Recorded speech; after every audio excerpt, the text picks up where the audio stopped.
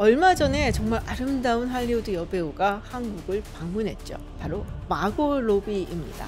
영화 바비를 홍보하기 위해서인데요. 그런데 이 바비에 대해서 상영 금지까지 언급한 국가들이 있습니다. 바로 필리핀과 베트남이죠. 뭐가 문제가 됐길래 이 두 국가에서 상영 금지까지 이야기를 했던 걸까요? 바비는 우리가 잘 알고 있는 바비 인형의 바비와 그리고 그의 남자친구인 켄이 현실 세계로 와서 여행을 다니는 그런 영화입니다. 누가 봐도 오락 영화인데요. 이 영화 속의 한 장면이 문제가 됐어요. 바비가 이렇게 서 있고 그리고 뒤에 지도가 있는데요. 아시아 대륙이 있습니다. 그리고 이 아시아 대륙의 오른쪽을 보시면 점선이 그려져 있는데요. 이것을 두고 중국이 주장하는 구단선이다 라고 이야기를 한 것이죠. 근데 워너브라더스 측에서는 그게 아니고 그냥 바비가 현실 세계로 떠나는데 자기가 상상해 놓은 그런 지도를 만화처럼 크레파스로 그린 것이다. 아무런 정치적인 의미가 없다라고 했지만 베트남 정부에서는 상영 금지 처분을 내렸죠. 사실 우리나라의 아이돌 그룹인 블랙핑크 역시 이 구단선과 관련된 논란에 휩싸였습니다. 7월 말에 블랙핑크가 베트남 하노이에서 공연을 앞두고 있는데요. 블랙핑크의 공연을 주관하는 프로모터의 웹사이트에 구단선이 그려진 지도가 게재되어 있었다는 겁니다. 이것을 문제 삼아서 베트남 정부에서는 블랙핑크의 공연을 금지한 해 만에 이야기가 있었고 실제로 블랙핑크 팬들 사이에서도 보이콧 운동이 있었다고 합니다.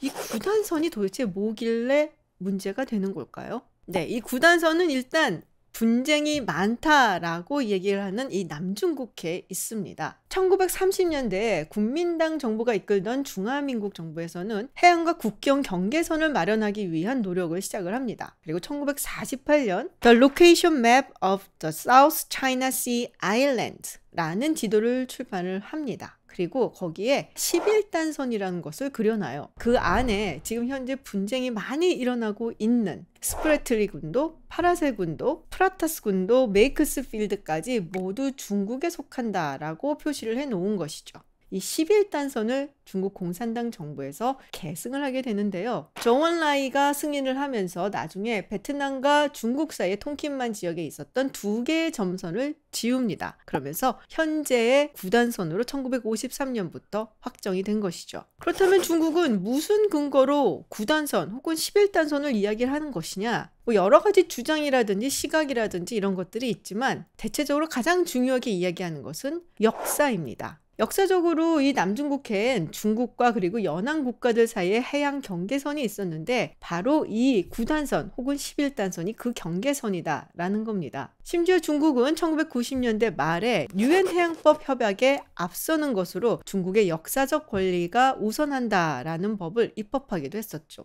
아는 분들은 아시겠지만 2016년 국제상설중재재판소에서 중요한 판결이 하나 있었습니다. 2013년 필리핀이 제소를 한 것인데요. 중국이 주장하는 9단선과 관련된 것이었죠. 당시 재판소의 해석은 중국이 9단선 내에 역사적인 권리를 주장을 해왔지만 그것은 근거가 없다라면서 필리핀의 손을 들어줬습니다. 물론 중국은 그 판결을 받아들이지 않았죠. 근데 사실 흥미로운 것은 중국 정부가 이 9단선에 대해서 명확한 해석이라든지 입장은 아직 내놓지 않고 있다는 거예요. 9단선 안에는 전부 다 중국 거라는 것인지 뭐를 의미하는 것인지 이거에 대해서 입장을 밝히지 않았는데요. 혹시 최근 들어서 중국 정부가 밝힌 입장이 있다면 댓글로 달아주시기 바랍니다. 제가 알기로는 아직까지는 없거든요. 어쨌든 이 9단선 문제는 남중국해에 있는 여러 국가들, 필리핀, 베트남, 인도네시아, 말레이시아, 그리고 브루나이에 이르기까지 굉장히 발끈하는 이슈가 되었습니다. 그러니까 이런 거예요. 만약에 할리우드 영화에서 독도를 포함해서 이곳이 일본의 영해다라고 표시한 지도가 나왔다. 당연히 이 영화를 한국에서는 보이콧 하겠죠. 그런데 문제는 이것이 처음이 아니라는 것이죠. 작년 소니의 액션 무비인 언차리르에서 바로 이 9단선이 등장을 했습니다. 그래서 필리핀과 베트남에서는 이 영화를 금지하기도 했었죠. 또 2019년 드림웍스의 어보미너블에도 이 9단선이 그려져 있는 지도가 등장을 했어요. 그래서 필리핀과 말레이시아에서는 이 장면을 블러 처리를 하든지 빼고 상영을 해라 라고 제작사 측에 요청을 했었는데 제작사가 거부했습니다. 사실 이 제작을 한 것은 드림웍스와 상하이에 있는 펄 스튜디오라는 곳이었기 때문이죠. 솔직히 이 지도만 그리면 되는데 왜 굳이 이 9개의 단선, 9단선을 그려 넣는 것일까요? 사실은 할리우드와 중국은 꽤 오랜 시간 동안 밀월 관계를 유지해 왔습니다. 14억이나 되는 이 거대한 시장을 봤을 때 할리우드 입장에서는 침을 흘릴 수밖에 없겠죠. 특히 이번에 논란이 된 바비의 경우는 영화의 흥행뿐만이 아니라 이 바비 인형의 판매 수익과도 직결이 되기 때문에 이 중국 시장을 절대로 포기할 수 없었을 겁니다. 그런데 흥미로운 것은 이 중국 시장을 공략하는 할리우드의 방식이 조금씩 변해왔다라는 거예요. 월스트리트저널의 기자이기도 한 에르히 슈어젤은 이러한 관계를 그린 책 레드 카펫, 할리우드, 차이나 and the Global Battle for Cultural Supremacy라는 책을 내놨는데요. 그에 따르면 예전에는 이 영화에 중국 배우를 출연을 시킨다든지 아니면은 중국을 배경으로 한 영화를 찍는다든지 하는 식으로 해서 중국 관객들을 끌어모았다고 하죠. 트랜스포머 4, Age of Extinction, 홍콩을 배경으로 찍었고 또 중국 배우들도 등장을 하죠.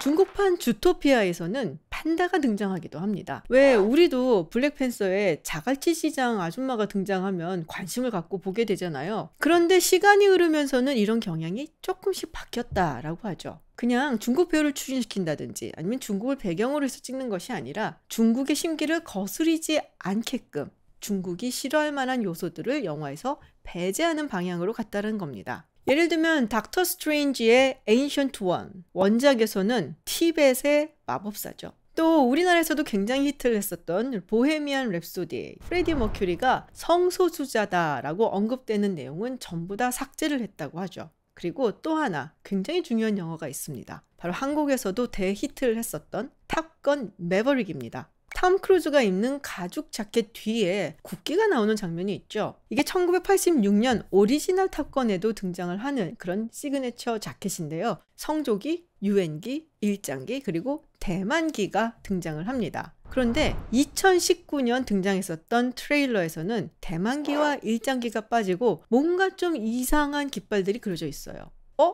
내가 봤었던 탑건 매버릭에는 대만기랑 일장기가 있었는데? 사실 탑건 매버릭은 작년에 개봉을 했지만 이게 코로나 때문에 미뤄진 것이었죠. 2019년에 이 트레일러가 등장을 했을 때 상당한 비난이 있었어요. 원래 1986년 오리지널 자켓은 저게 아니었는데 중국 눈치 보느라고 뺀 거냐? 라는 비판이 있었고, 그리고 2022년에 우리가 봤었던 영화에는 예전처럼 일장기와 대만기가 함께 등장한 겁니다. 그래서 이때 이야, 할리우드가 드디어 중국한테 맞서는구나 라는 얘기가 나왔었는데 사실은 뭐 꼭 그런 것만은 아닙니다.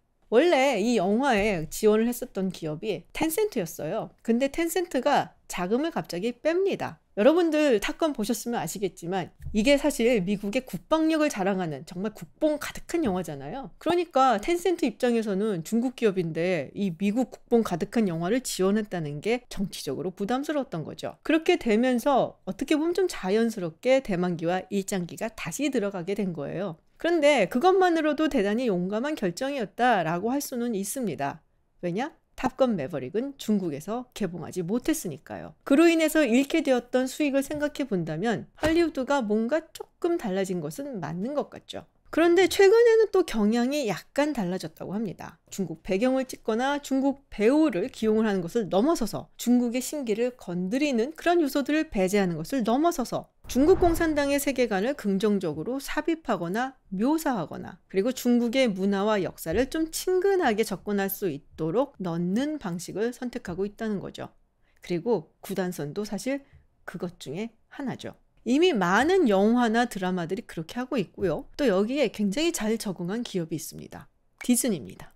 얼마 전 인어공주의 실사화로 떠들썩했던 디즈니는 그동안 다양성을 추구한다라는 모토 아래 여러 가지 시도를 해왔었는데요. 사실 디즈니는 이 쿤둔이라는 영화 때문에 중국에게 호되게 혼이 났었던 적이 있습니다. 그 이후로는 왠지 좀 중국의 비위를 좀 잘 맞추는 듯한 그런 제스처를 취하면서 영화를 만들기도 해왔었죠. 그리고 그것이 조금 지나치다 해서 문제가 된 적도 있는데요. 마찬가지로 만화 영화였던 뮤란을 실사화했었던 영화가 있습니다. 그리고 그 당시에 말 많고 탈 많은 위구르족에 대한 인권 탄압이 이루어지고 있는 신장 지역에서 촬영을 합니다. 물론 로케이션 촬영을 신장에서만 했던 것은 아니에요. 뉴질랜드에서도 했었고 다른 곳에서도 했었는데 왜 하필 신장에서 꼭 했어야만 했냐? 라고 해서 굉장히 많은 비판을 받았었죠. 그리고 더 문제가 됐었던 것은 엔딩 크레딧입니다. 촬영에 협조를 해준 신장의 공안기관에게 감사하는 말을 올렸죠. 이 기관은 이른바 신장 위구르족의 교화를 담당하고 있는 트루판 지역의 공안기관입니다. 약간은 좀 악명 높은 그런 곳이라고도 할 수가 있죠. 그래서 디즈니가 추구하는 소수자 권리와 인권,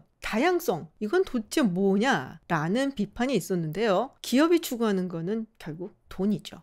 그런데 문제는 한 번 중국한테 찍히면 제작 지원이라든지 영화를 개봉하는 것조차 어렵다는 겁니다. 그리고 그로 인한 피해를 받은 사람들이 헐리우드에 굉장히 많죠. 브래드 핏은 1997년 티벳에서의 7년이란 영화를 찍습니다. 그 이후로 거의 20년 가까이 중국에 입국하지 못했습니다. 사실 이거는 그렇게 큰 경우는 아니고요. 이보다 더 심각하게 커리어가 좀 망가지는 경우도 있었죠. 독실한 불교 신자로 잘 알려진 리처드 기어는 1993년 아카데미 시상식에서 티벳 인권 상황에 대해서 성토하는 그런 발언을 합니다. 그러고 나서 중국 입국은 물론이거니와 캐스팅이 잘 되지 않았다라는 이야기가 있어요. 그리고 리처드 기어 자신도 몇 년 전 인터뷰에서 비슷한 이야기를 합니다. 자신이 영화에 캐스팅을 되면 제작비를 지원하지 못한다라든지 아니면 중국에 개봉을 하지 못한다라는 압박이 계속적으로 있었고, 심지어 촬영 슈팅이 들어가기 며칠 전에 전화가 걸려와서 미안하지만 캐스팅을 취소하겠다라는 적도 여러 번 있었다고 하네요. 해리슨 포드도 마찬가지입니다. 달라이라마의 생을 그린 쿤둔이라는 영화, 마틴 스콜세지 감독이 감독을 했고, 이 영화의 시나리오를 쓴 것이 해리슨 포드의 전처였던 멜리사 매티슨입니다. 해리슨 포드도 멜리사 매티슨과 함께 1990년대 초부터 티벳의 인권 상황을 알리는 그런 운동을 꾸준히 진행해 왔었죠. 그래서 해리슨 포드, 마틴 스콜세지 감독, 그리고 멜리사 매티슨은 중국에서 공공의 적이 되었고요. 해리슨 포드 역시 커리어에서 많은 손해를 봤다고 합니다. 그래서 깨어난 포스에서 그렇게 일찍 죽어야만 했나요? 최근에 논란이 되는 인물은 키아누 리브스입니다. 얼마 전에 이 티벳을 지지하는 행사에 다녀온 것이 알려지면서 중국의 3대 스트리밍 서비스에서 존 윅 4가 내려갔다라는 소식이 있어요. 그뿐이 아니라 매트릭스까지 사라졌다라고 합니다. 그런데 이런 이슈가 이제는 문화계뿐만이 아니라 미국 정계까지 퍼지고 있어요. 미국 의회에서 중국 때리는 데는 정말 진심인 의원들이 여러 명 있는데요. 그 중에서도 또 유명한 사람이 있죠. 바로 마이크 갤러거 의원입니다. 마이크 갤러거 의원이 이 바비 사태를 두고 이런 말을 했죠. 아니, 그렇게 만화처럼 유치하게 구단선을 그려서까지 중국이 주장하는 불법적인 영유권에 힘을 줘야만 했냐? 헐리우드가 얼마나 이 중국 검열관의 비위를 맞추기 위해서 노력을 하는지를 보여주는 단적인 예다라고 신랄하게 비판을 했죠. 미국 국방부에서도 나섰습니다. 중국의 국익에 발맞추거나 중국의 검열 기준에 맞추려는 내용을 가진 제작 작품에 대해서는 국방부의 기지라든지 함정이라든지 장비 등을 공유해 주거나 도움을 주지 않겠다라고 선언을 한 거예요. 사실 한국에서도 이런 논란이 있었습니다. 대만 출신 아이돌이 대만기를 흔들었다라고 해서 이에 대해서 사과를 하는 일도 있었고요. 또 한국 영화나 한국 드라마에서 뭔가 중국스러운 것이 나온다라고 해서 이 대중들이 반발을 해서 보이콧을 하는 일도 있었죠. 한한령으로 인해서 한국 연예계가 굉장히 큰 곤란을 겪기도 했었는데요. 이런 문화적인 것을 둔 중국과 다른 국가들 간의 싸움은 그치지 않을 것으로 보입니다.